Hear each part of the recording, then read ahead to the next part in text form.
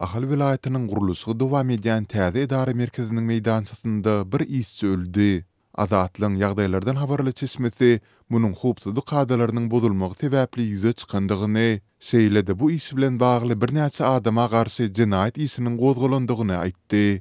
3 awgustda bir işçi guruluşyga alınıp barlayan bir binanyň 8-nji gatyndan gaçyp helak boldy. Ol Daşowyň Aktepe trawynyň ýaşaýjysy. Yerli häkimetler merhumyň ýakynlaryny ahara çagyryp, onuň jesedini alyp gitmegini soradylar. Helak bolan iş üçin ýakynlaryna hiç ýeli ýardam hödürlenmedi. Dip merhumyň kärdeşleri Azatlyň habarçysyna gurrun berdiler. Azatlyk merhumyň ýakynlary bilen habarlaşyp degisli ruhsady alyp bilmäändigi sebäpli onuň dogly şahsiýetini aýan etmekden saklanýar. Sol bir wagtda habarçymyz derňewçileriň bu pazygaly ýagdaýa häzirki Göktepe trawynyň çäginde alınıp barylýan guruluş işleriniň dowamyndaky hupsuzlyk kadrlarynyň bozulmagynyň sebäp bolandygy bardaky netije gelendiklerini hem belledi. Bu işin anyk jigmejikliklerini dogry anyklap bolmady. Emma munyň bilen baglykda bir sany kran dolanyrjysy we 5 guruluşçy saklandy. Olara garşy jinayet işi gozgolup bir Göktepe etrap sudyna geçirildi. Dip yerli hünärmenleriň biri habarçymyza gurrun berdi. Azatlyk bu hadise barada dymyan yerli häkimetlerden Sultanda Göktepe'niň häkimliginden hem gosmaçy maglumat ýa kommentariýa alyp bilmedi. Bu ağırlykda yerli işçiler bu hadiseden soňra ýurduň beýlik tebitlerinden gelen adamlaryň guruluş tebitinden zor bilen çykarlandygyny hem gurrun berdiler.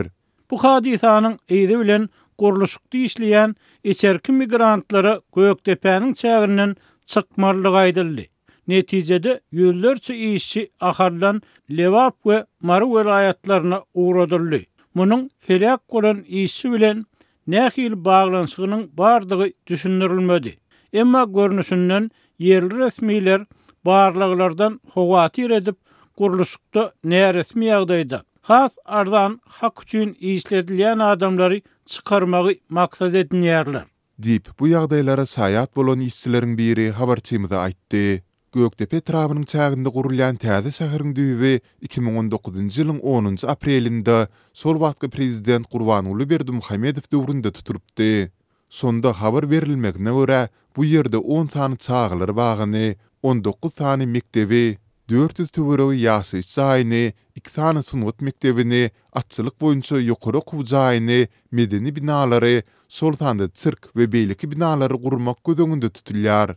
Deslapky meýilnama görä bu şäheriň guruluşyny 2020-nji ýylyň dowamynda tamamlamak gözüňünde tutulýar.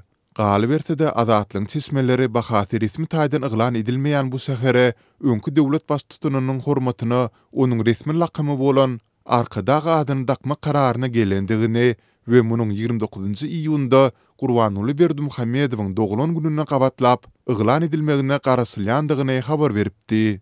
Emma bu habaryň metbugaty syzmagyndan soň türkmen resmiýetleriniň bu niýetinden el çekendigi ma'lum boldy. Ýagdaýdan habarly çeşmelere görä arkadagy adyny täze şäheri dakmak bardak planlaryň köpçüligi ma'lum bolmagy Gurbanuly Berdimuhammedowyň göwnünden turmandyr. Ýatlap geçdik ondan öň prezident Serdar Berdimuhammedow täze şäheriň adyny taýlamagy halkdan kömek soramak barada çağırş edipdi. Sol bir wagtda Uly Berdimuhammedow iýunda täze şäheriň uly köçeleriniň birine öz aty Akhanyň adyny dakmagy teklip edipdi. Türkmenistanyň öňkü we häzirki prezidentlere gymmatbaha guruluşyklary milliardlarça dollar möçberinde pul sarf edýärkä, ýurduň ilaty ensime ýyllap adyk gitmesçiliginden ejer çekýär we çörek satyn almak üçin gijelerine nowat durýar. Türkmen häkimetleri we media teristleri ýurtda ýüze çykýan durly helakçylyklar, sol sanda tebii betbaççylyklar, olaryň ilaty tirýän täsirleri bilen birlikde alınıp barılan guruluşyklarda helak bolan raýatlar barada hem habar vermekden saklanyp gelýärler.